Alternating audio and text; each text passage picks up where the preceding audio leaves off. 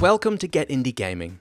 Coming up in this May edition of our top 5 best looking indie games on Kickstarter, we have a title that's already being compared to Journey, a sweet looking Metroidvania, and one of the most successfully funded games in recent years. But first, let's take a quick look back at our Kickstarter games from April. Man Came Around, the survival game filled with tough choices in a time of crisis, just made its target of €10,000 and should be out towards the end of the year. The pixel art platformer Eagle Island was another success story for April, receiving pledges of over £25,000 versus their £20,000 target. Following a slow start, the team behind the hugely ambitious Rise of the King ended their campaign early and have since stated the game is on hold, with their efforts having been moved onto other projects. Sadly, the Watchmaker also fell short of its funding targets, although unlike Rise of the King, the devs have vowed to continue and see out the rest of the work needed to get it launched. Finally, for the April recap, last month's number 1, Safe House, pushed past its funding aim of $5,000 and should hit the market sometime in Q4 later this year. With that all covered, let's tuck into May's best looking Kickstarter offerings.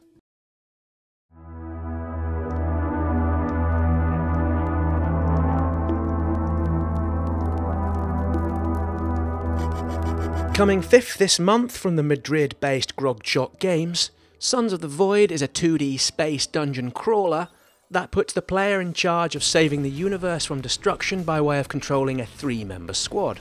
With 2 mobile games already under the team's belt, this should be their first title for the PC, and it's expected in the summer of next year.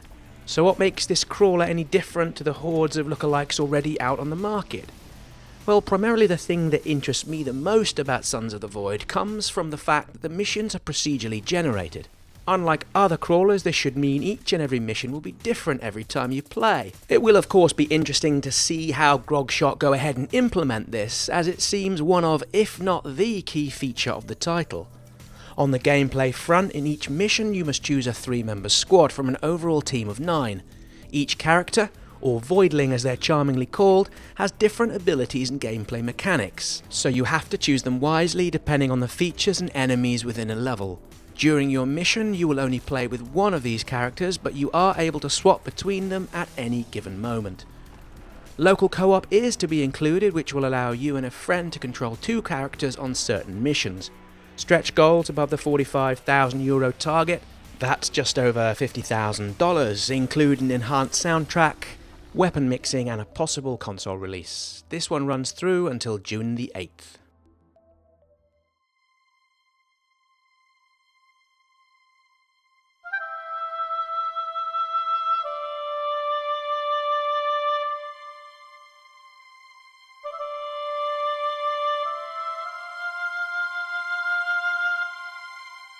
A group of former Lionhead developers who worked on the Fable series have, at the time of publication, already broken through their £30,000 goal, with the funding period set to end June 3rd.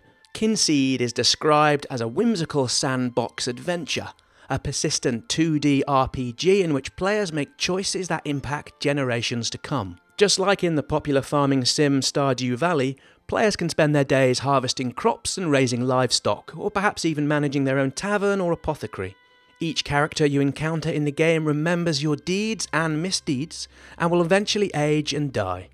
When your own avatar dies, you take control of your children and continue your story through successive generations. Should you, the player, do something foolish or harmful, you'll find that the Kingseed's population has a memory that extends through generations, making difficulties for the player for many years to come.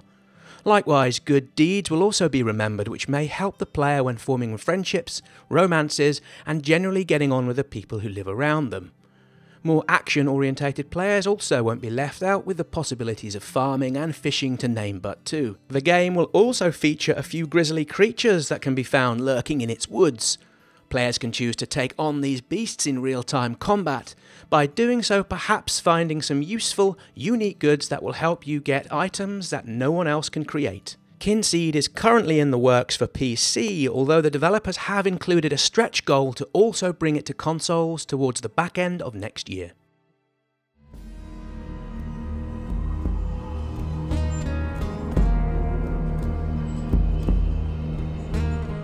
And taking third place this month, we have Unformed, a 2D Metroidvania that's set in ancient China that's inspired by the horror fiction of H.P. Lovecraft. The game comes from Blackfire Games, with a team who've worked on the likes of Rainbow Six, BioShock, and Far Cry. Unformed will offer players a large number of distinct environments ranging from underground mines to mountain salt lakes. Each area will change dynamically, with the devs saying they plan on implementing puzzle-solving mechanics to further change a given level's arrangement. As for combat, well, we're likely to find something with a decent level of challenge that's heavily influenced by the games from the Souls series. Creatures will attack in an unpredictable manner, forcing players to think several steps ahead of every engagement in order to vanquish their foes. In perhaps an unusual move, Unformed will also feature 8 to 10 secondary story arcs and subquests. These will be in addition to the central storyline, and players will acquire these side quests from NPCs. By completing them, you're likely to see a change within the gaming world or learn even more about the environment around you. These branching storylines should help round off the overall experience and enhance the element of replayability. The team here are looking for $20,000 to complete the project. Stretch goals include an extended world with additional levels, additional controllable players, and animated cutscenes. As a huge fan of this type of game, and with this one looking so darn lovely, we're very much hoping Unformed makes it past its goals and hope to see it hit the shelves on the PC, with consoles to follow at some point next year.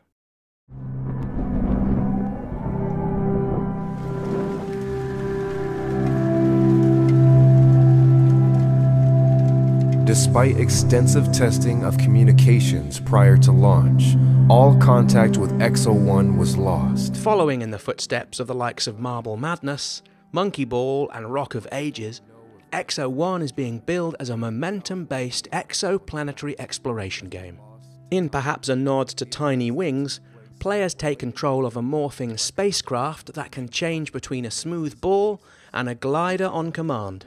By gathering speed on downslopes, players are able to launch their craft into the air before shifting into the glider to travel through and explore the planet. The game features 12 procedurally generated landscapes, each with their own geology, weather systems, and skyscrapes. Named as one of the best games in show at Rezzed by both Eurogamer and The Guardian, and in some areas people have hinted that this could be the next Journey, the team behind the game are looking for $35,000 Australian to help fund its development. As it stands today, XO1 has a target launch date of Q1 next year, and will initially ship on the PC with consoles to follow.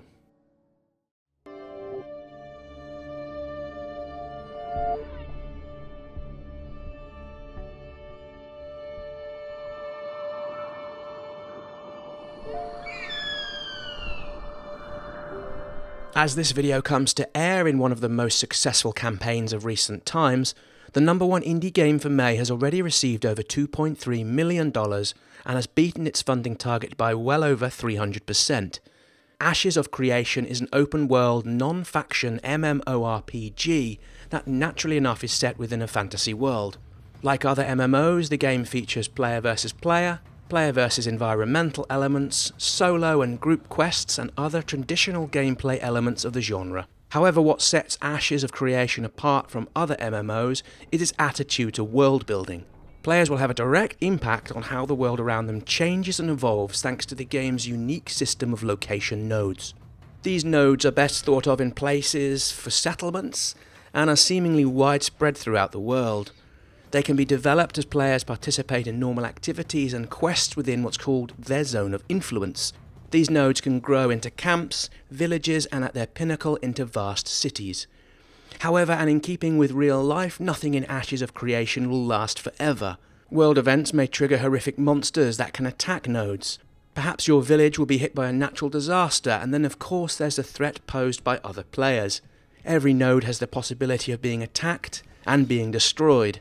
The notion here being the act of competing interest that lies in the heart, central to the idea behind the nodal design. In another area of interest, the game's economies are said to be regionalised both in terms of their markets and resources. Caravans will be created and will facilitate the transport of goods between each region. These caravans are integral parts of city development, as cities require a massive amount of resources to be able to upgrade them. Players will be able to move their resources and set up shop, for example, in another area of the world to take advantage of new and developing markets. Naturally, there's an awful lot more going on here than we can do fair justice to in the showcase video, so for more information please head over to the game's website and funding page. I'll leave a link within the video description. Perhaps it goes without saying that Ashes of Creation, we have a game showing an immense amount of ambition, and one that's evidently resonated with MMO fans globally. Of course, with such ambition comes a level of cynicism and hype, with which the devs no doubt will be mindful to manage. We also note the game is set to roll out with a subscription model in the region of $15 or so per month. This kinda seems fitting for a game of this type, although again, this won't please everyone. In any case, Ashes of Creation looks to be one of the most anticipated games of its type for many years. With a shipping date of late 2018, here's wishing the team behind it all the best with the long work ahead. And with that, thanks for watching. As always, we'd love to hear your thoughts on the games featured here today, so please let us know in the comments section below. We're now planning and putting together our videos for June, so until next time, please have fun out there, stay safe, and see you again soon.